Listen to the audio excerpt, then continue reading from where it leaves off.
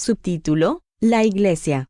París, 30 de septiembre de 1863. Medium: Señor de A. Estás aquí de regreso, mi amigo, y no has perdido el tiempo.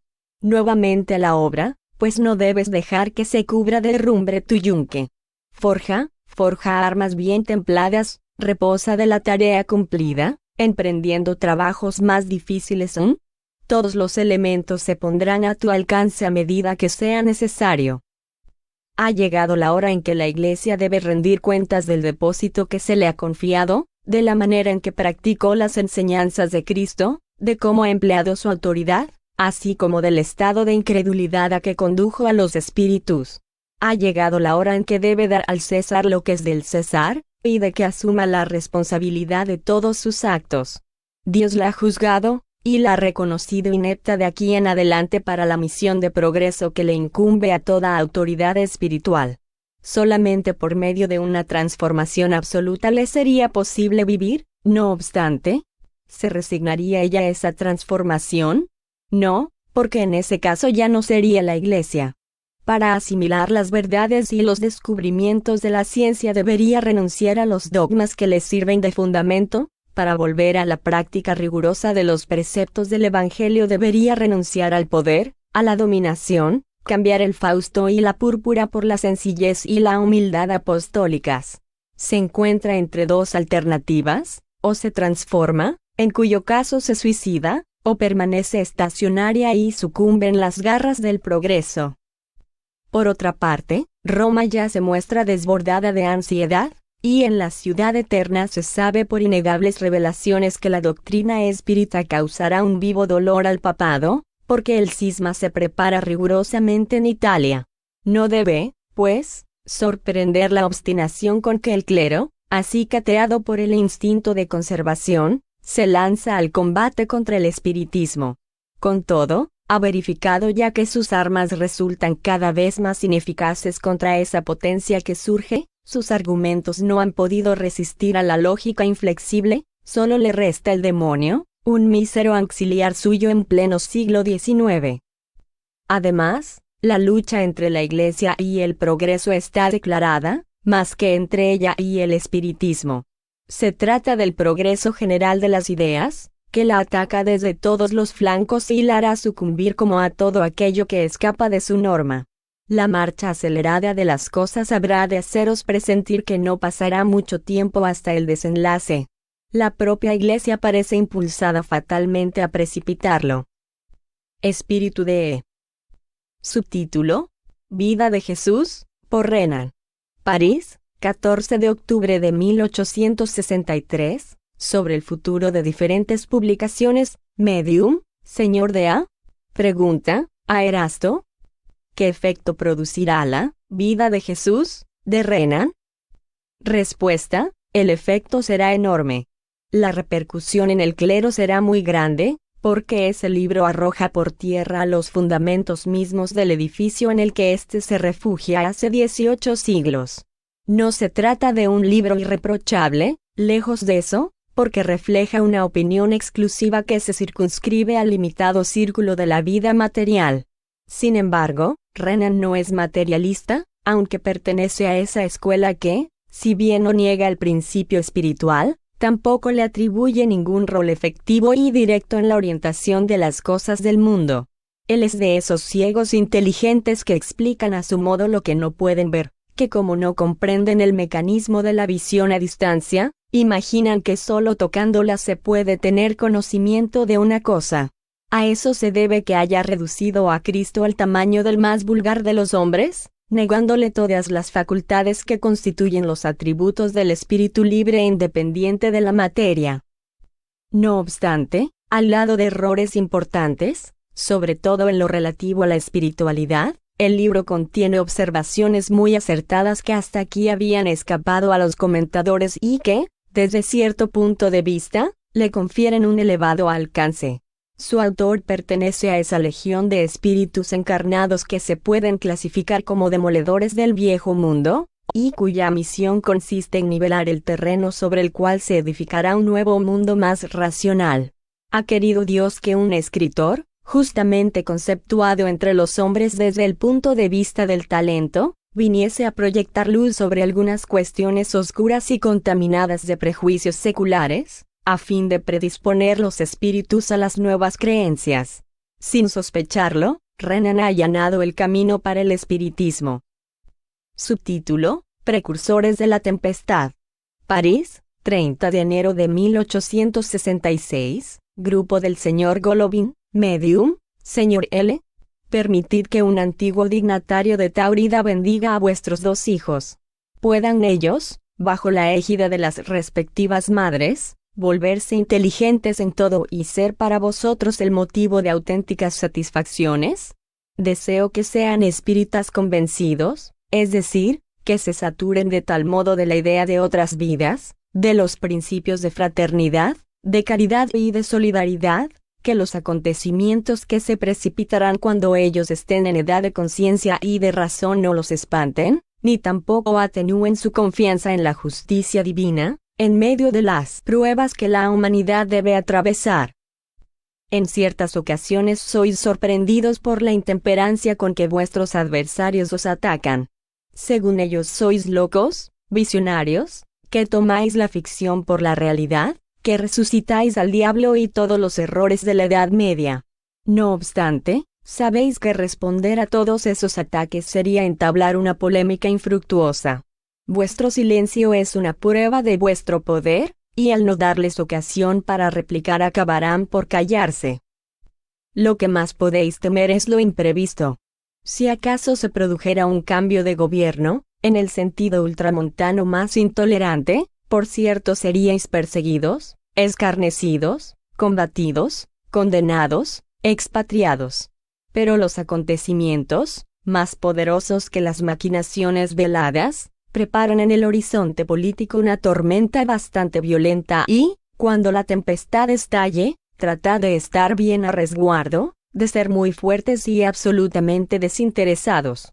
Habrá destrucción, invasiones, delimitaciones de fronteras, y de ese inmenso naufragio que provendrá de Europa, de Asia y de América, solamente escaparán, tenedlo en cuenta, las almas bien templadas, los espíritus esclarecidos, todo lo que sea justicia, lealtad, honor y solidaridad. ¿Son perfectas vuestras sociedades tal como están organizadas? Tenéis por millones a vuestros parias, la miseria continúa colmando vuestras prisiones, vuestros lupanares, y abastece vuestros cadalsos. Alemania asiste, como en todos los tiempos, a la emigración de sus habitantes de a cientos de miles, lo que no hace honor a sus gobiernos. El Papa, príncipe temporal, esparce el error en el mundo, en vez del espíritu de verdad del cual él constituye el emblema artificial. La envidia en todas partes. Veo intereses que se combaten recíprocamente y ningún esfuerzo para levantar al ignorante. Los gobiernos, minados por principios egoístas, tratan de mantenerse contra la marea que sube, marea que es la conciencia humana, que finalmente se revela, al cabo de siglos de expectativa, contra la minoría que explota a las fuerzas vivas de las nacionalidades. Nacionalidades. Ojalá Rusia no hubiera encontrado en esa palabra un escollo insalvable, un nuevo cabo de las tormentas. Bien amado país, que no olviden tus hombres de Estado que la grandeza de una nación no consiste en tener fronteras ilimitadas, provincias numerosas y escasas aldeas, algunas grandes ciudades en un océano de ignorancia, inmensas planicies pero desiertas, estériles, inclementes como la envidia, como todo lo que es falso y suena falso. Por más que el sol no se ponga sobre vuestras conquistas, no por eso dejará de haber menos desheredados, menos rechinar de dientes, todo un infierno amenazador y temible como la inmensidad. Al igual que los gobiernos, las naciones tienen su libre albedrío, como las simples individualidades, saben guiarse por el amor, la unión, la concordia. Sin embargo, aportarán a la anunciada tempestad elementos eléctricos adecuados para destruirlas y disgregarlas con mayor eficacia. Inocencio. En vida, arzobispo de Taurida. Subtítulo: La nueva generación León, 30 de enero de 1866, Grupo Villon, Medium, Señor G. La tierra vibra de alegría, está próximo el día del Señor, todos los que entre nosotros van al frente aspiran a entrar en la liza. El brío de algunas valerosas almas encarnadas ya agita sus cuerpos hasta casi despedazarlos. La carne interdicta no sabe qué pensar, pues un desconocido ardor la devora. Aquellas serán liberadas porque los tiempos han llegado. Una eternidad está a punto de expirar, una eternidad gloriosa va a surgir en breve, y Dios procede al recuento de sus hijos. El reinado del oro cederá lugar a un reinado más puro, el pensamiento será dentro de poco soberano, y los espíritus escogidos que desde las más remotas eras vinieron a iluminar los siglos en que vivieron para servir de balizas a los siglos venideros, habrán de encarnar entre vosotros. ¿Qué digo? Muchos ya están encarnados. Su sabia palabra será una llama voraz que ocasionará devastaciones irreparables en el seno de los antiguos abusos. ¿Cuántos arcaicos prejuicios habrán de desmoronarse en bloque cuando el espíritu, como un hacha de doble filo, venga a cortarlos desde sus cimientos? En efecto, los padres del progreso del espíritu humano han dejado, unos sus radiantes moradas, otros importantes tareas en las que la felicidad se alía con el placer de instruirse, para retomar el cayado de peregrinos que apenas habían depositado en el umbral del templo de la ciencia, y falta poco para que desde los 4 rincones del globo, los sabios oficiales escuchen aterrorizados que jóvenes imberbes, en un lenguaje profundo, les cuestionen los argumentos que ellos consideraban irrefutables. La sonrisa burlona ya no constituirá un escudo válido y, so pena de decadencia, serán obligados a responder. Entonces, el círculo vicioso en el que se encierran los maestros de la vana filosofía quedará por completo al descubierto, porque los nuevos triunfadores no solo llevan consigo la antorcha de la inteligencia liberada de los densos velos, sino que también muchos de ellos gozarán de ese estado particular que es privilegio de las grandes almas, tal como Jesús, que confiere el poder de curar y de obrar esas maravillas denominadas milagros. Delante de los hechos materiales en los que el espíritu se muestra tan superior a la materia, ¿cómo negar a los espíritus? El materialismo será abatido en sus discursos por una palabra más elocuente que la suya y por el hecho patente, positivo y comprobado por todos, visto que grandes y pequeños, nuevos Santo Tomás, podrán palpar con el dedo. Sí, el viejo mundo carcomido está ya en todas partes, el anticuado mundo fenece, y con él todos esos vetustos dogmas que solo relucen aún por el dorado que los recubre. Espíritus valerosos, os cabe la tarea de remover ese oro falso. Retroceded, vosotros que en vano tratáis de apuntalar a ese ídolo, atacado por todos lados, se derrumbará y os arrastrará en su caída. Retroceded todos vosotros, los negadores del progreso, retroceded con vuestras creencias de una época fenecida. ¿Por qué negáis el progreso y os esforzáis por detenerlo? ¿Es que en el deseo de aventajar, de dominar todavía y siempre, habéis condensado vuestro pensamiento en artículos de fe con los que vociferáis a la humanidad? Siempre serás una niña, y nosotros que detentamos la iluminación de lo alto estamos destinados a conducirte. Con todo, ya habéis visto que han quedado en vuestras manos las andaderas de la infancia, la niña salta delante de vosotros, y aún así negáis que pueda caminar por sí sola. ¿Será azotándola con las andaderas destinadas a sostenerla, que haréis ostentación de la autoridad de vuestros argumentos? No, y bien lo percibís. Pero es tan grato, a quien se considera infalible, creer que los otros aún depositan fe en esa infalibilidad en la que ni vosotros mismos creéis. ¿Cuántos gemidos se dejan oír en el santuario? Tanto es así que si se presta atención se escuchan los cuchicheos de dolor. ¿Qué decís, entonces, pobres obstinados? ¿Que la mano de Dios se bate sobre su iglesia? ¿Que por todas partes la prensa libre os ataca y pulveriza vuestros argumentos?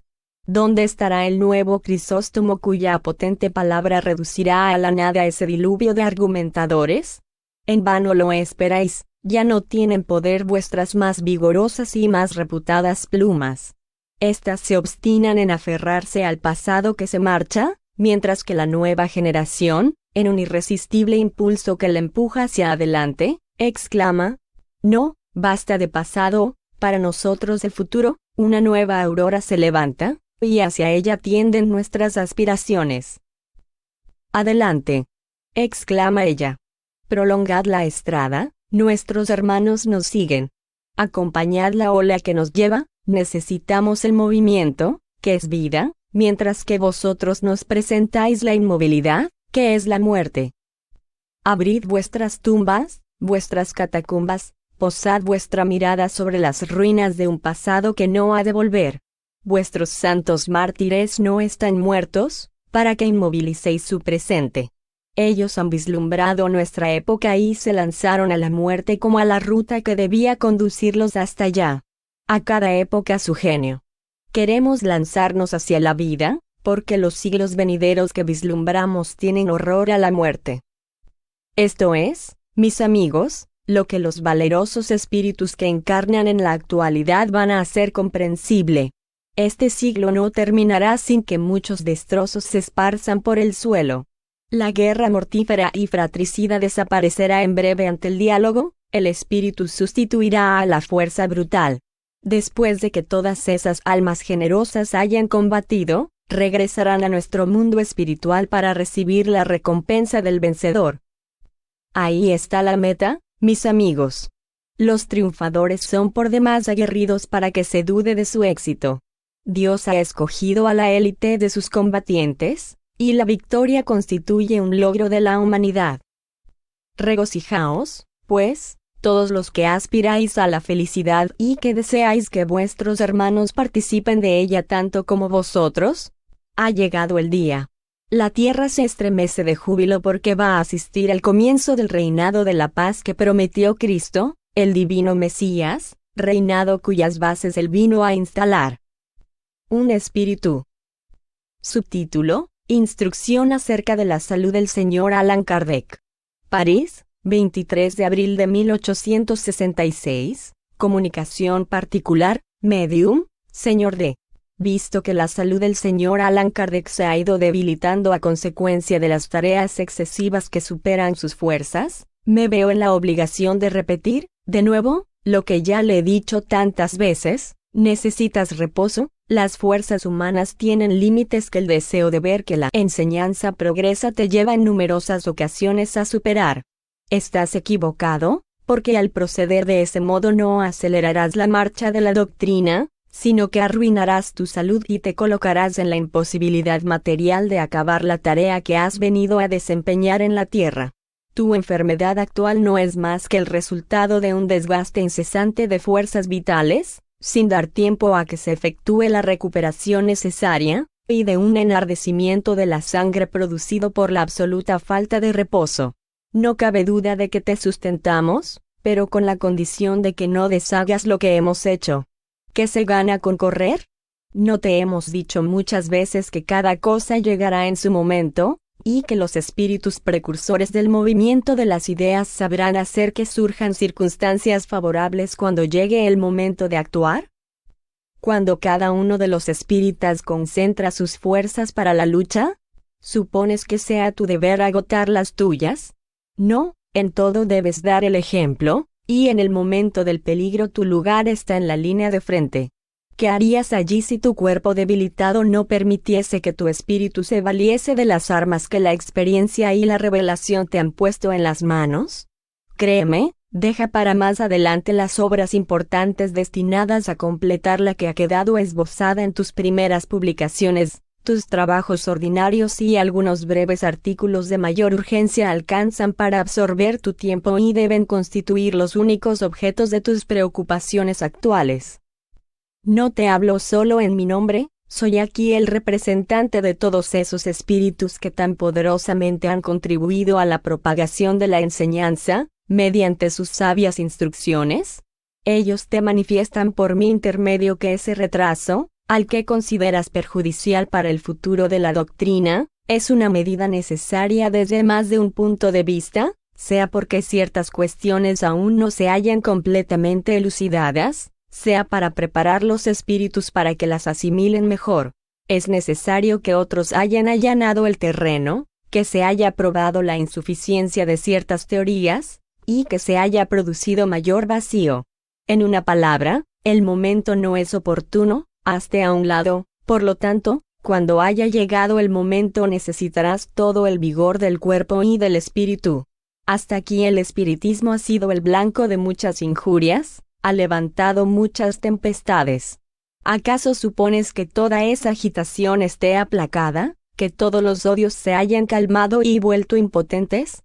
No te ilusiones, el crisol depurador todavía no ha expulsado todas las impurezas, el porvenir te reserva otras pruebas, y las últimas crisis no serán las menos penosas de soportar. Sé que tu situación particular te impone una inmensidad de trabajos secundarios, que consumen la mayor parte de tu tiempo. Los pedidos de toda especie recaen sobre ti, y tú te consideras en el deber de atenderlos cuanto te resulte posible. Haré aquí lo que sin duda no osarías hacer por ti mismo, de modo que, dirigiéndome a la generalidad de los espíritas, les pediré, por el interés mismo del espiritismo, que te ahorren toda sobrecarga de trabajo capaz de consumir instantes que debes consagrar casi exclusivamente a la conclusión de la obra. Tu correspondencia puede resultar algo perjudicada con eso, pero en compensación ganará la enseñanza. Algunas veces es necesario sacrificar las satisfacciones particulares al interés general. Es una medida urgente que todos los adeptos sinceros sabrán comprender y aprobar. La voluminosa correspondencia que recibes es para ti un valioso acervo de documentos e informaciones. Ella te ilustra sobre la verdadera marcha y los auténticos progresos de la doctrina, es un termómetro imparcial, te proporciona, además, satisfacciones morales que más de una vez han sustentado tu valor, al mostrarte la adhesión que encuentran tus ideas en todos los puntos del globo. En ese sentido, la superabundancia representa un bien y no un inconveniente, pero con la condición de que te auxilie en los trabajos y no que los obstaculice, generándote un incremento de ocupaciones. Doctor Dumejo. Pregunta, buen señor Dumejo, agradezco sus sabios consejos. Gracias a la resolución que he adoptado de trasladar, salvo en casos excepcionales, la correspondencia habitual a un sustituto, ahora ésta se resiente menos y nada sufrirá en el futuro, pero, ¿qué haré con la que se ha acumulado más de 500 cartas? Que a pesar de toda mi buena voluntad no consigo poner al día. Respuesta, es preciso, como se dice en el lenguaje comercial, enviarlas en conjunto a la cuenta de ganancias y pérdidas. Al anunciar esta medida en la revista, tus corresponsales sabrán a qué atenerse, comprenderán esa necesidad y la considerarán justificada por los consejos que acabamos de darte. Repito, sería imposible que las cosas continuasen por más tiempo como hasta ahora. Todo se perjudicaría, tu salud y la doctrina. Es conveniente, cuando resulta necesario, saber hacer los sacrificios indispensables. Sosegado de ahora en adelante sobre este punto, podrás entregarte más libremente a tus trabajos obligatorios. Eso es lo que te aconseja quien siempre será tu devoto amigo. Dumejo. En respuesta a tan sabio consejo, hemos solicitado a aquellos de nuestros corresponsales con los cuales estábamos desde largo tiempo en atraso, que aceptasen nuestro pedido de disculpas y la manifestación de nuestro pesar por no haber podido responder minuciosamente, como hubiera sido nuestro deseo, a sus atentas cartas, y que se dignasen recibir conjuntamente la expresión de nuestros sentimientos fraternales. Subtítulo: Regeneración de la humanidad. París, 25 de abril de 1866. Resumen de las comunicaciones dadas por las RAS. M. y T. En estado sonambúlico. Los acontecimientos se precipitan con rapidez, por eso ya no os decimos, como antiguamente, están próximos los tiempos. Ahora decimos, los tiempos han llegado. Por estas palabras no debéis imaginar un nuevo diluvio, ni un cataclismo o un desastre general. Convulsiones parciales del globo se han producido en todas las épocas y aún se producen, porque son inherentes a su constitución, pero no representan las señales de los tiempos. No obstante, Todo lo que ha sido predicho en el Evangelio debe cumplirse, y se cumple en este momento, conforme lo comprenderéis más tarde. Pero no toméis las señales anunciadas más que como símbolos que precisan ser comprendidos según el Espíritu y no según la letra. Todas las Escrituras encierran grandes verdades bajo el velo de la alegoría, y los exégetas se han desviado porque se apegaron a la letra. Les faltó la clave para que comprendieran su verdadero sentido. Esa clave está en los descubrimientos de la ciencia y en las leyes del mundo invisible que el espiritismo ha venido a revelarnos. De ahora en adelante, con el auxilio de esos nuevos conocimientos, lo que estaba velado se volverá claro e inteligible. Todo acompaña el orden natural de las cosas, y las leyes inmutables de Dios no serán subvertidas. Así pues, no veréis milagros ni prodigios, ni nada que sea sobrenatural en el sentido vulgarmente atribuido a esas palabras. No miréis hacia el cielo en busca de señales precursoras, porque no las veréis, y aquellos que os las anuncien estarán abusando de vuestra credulidad. Mirad alrededor vuestro, entre los hombres, pues es allí donde habréis de descubrirlas. ¿No sentís como si una especie de vendaval soplase sobre la tierra, agitando a todos los espíritus? El mundo se encuentra expectante y como presa de un vago presentimiento de que la tempestad se aproxima. No creáis, sin embargo, en el fin del mundo material. La tierra ha progresado desde su transformación, debe progresar aún, en vez de ser destruida.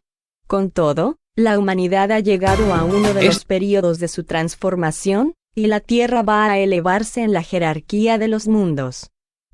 No es, pues, el fin del mundo material el que se prepara, sino el fin del mundo moral. Se trata del viejo mundo, el mundo de los prejuicios, del egoísmo, del orgullo y del fanatismo que se desmorona.